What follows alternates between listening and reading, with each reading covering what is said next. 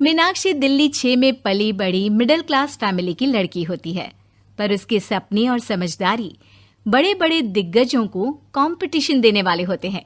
College complete करके Meenakshi MNC company में job करने लगती है, जहां उसकी मुलाकात अभिषेक से होती है और कुछ समय बाद दोनों शादी कर लेते हैं। ये चांदनी चौक की छोटी गलियों वाली लड़की और हम साउथ दिल्ली में रहने वाले शहर के बड़े बड़े लोगों और मिनिस्टर्स के साथ लिंक रखने वाले लोग।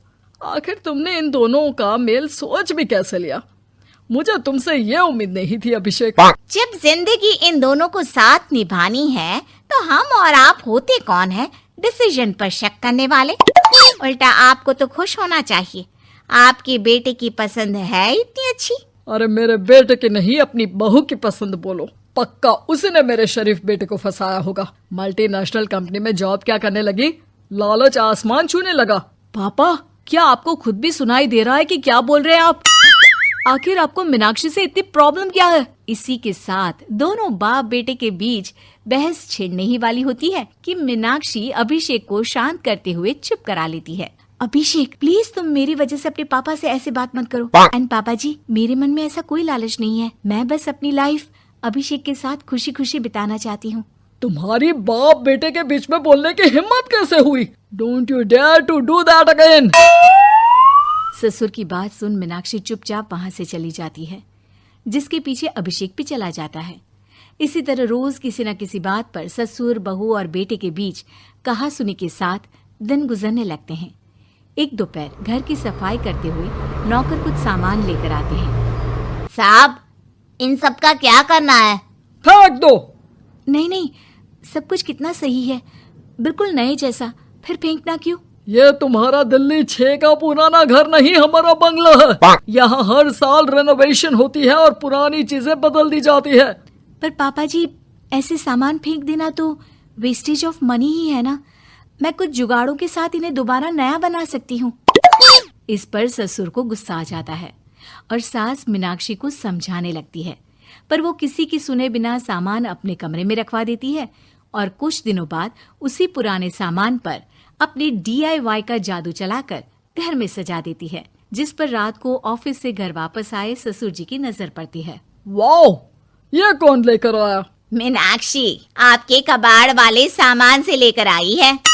बहू का नाम सुनते ही ससुर तिल मिलाकर आगे कुछ बोले बिना अपने कमरे में चला जाता है, जिसे देख धीरे धीरे मुस्कुराते हुए सास भी वहाँ से चली जाती है। अब समय के साथ मीनाक्षी कोई ना कोई ऐसा काम करती ही रहती है जिससे ससुर शौक तो होता है, लेकिन साथ ही अक्कड़ कभी नहीं छोड़ता। वैसे जो भी कहो, तुम अपने ससुर को पूरी टक्कर दे रही हो। मुझे तो तुम दोनों को देखने में बड़ा मजा आता है।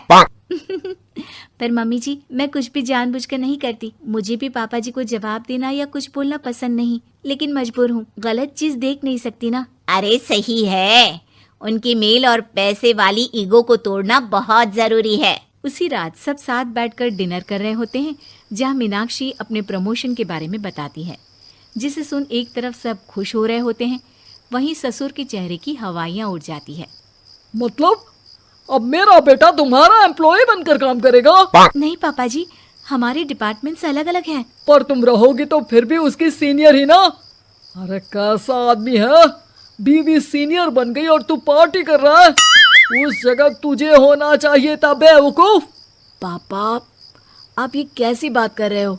मीनाक्षी ने ये जगह अपनी मेहनत से पाई है और उस पोजीशन पर उसी का हक बनता है, मेरा नहीं। कौन किस तरह किसका हक छीनने की कोशिश कर रहा है मुझे साफ दिख रहा है। बहुत हो गई जॉब, कल से तुम हमारा बिजनेस ज्वाइन कर रहे हो। अभिषेक आगे कुछ बोलने ही वाला होता है कि मीनाक्षी उसका हाथ पकड़ उसे चुप करा देती है और अगले दिन से अभिषेक बिजनेस ज्वाइन कर लेता है, जिसमें धीरे धीरे उसका अच्छा काम देखकर पापा भी बहुत खुश हो जाते हैं। मुझे तो पता ही था कि मेरा बेटा बड़े कामों के लिए बना है। अब किसी से दब कर या किसी का हुक्म मानकर काम करने की कोई जरूरत नहीं। अपने पापा की खुशी देखकर अभिषेक उनके साथ बिजनेस में काम करना कंटिन्यू रखता है, जिसमें मीनाक्षी भी उसका पूरा सपोर्ट करती है। इसी तरह कुछ महीनों तक तो सब कुछ बढ़िया चलता रहता है, लेकिन एक बार ऑफिस के काम से मीनाक्षी को कुछ दिनों के लिए आउट ऑफ टाउन जाना पड़ता है। साथ संभालने की बात हुई थी ना, फिर अकेले छोड़कर क्यों जा रही हो? कुछ ही दिनों की तो बात है, मुझे पता है तुम संभाल लोगी। मीनाक्षी तो वहाँ से चली जाती है, पर उसके जाने के अगले दिन ही बिजनेस में गड़बड़ हो जाती है और कंपनी का बड़ा लॉस हो जाता है। ये सब क्या है अभिषेक? इतनी बड़ी लापरवाही! पता है तुम्हारी वजह से मुझे कितना बड़ा लॉस हुआ है? हद हो गई है बिल्कुल। आखिर फाइल चेक करते हुए तुम्हारा ध्यान कहाँ था?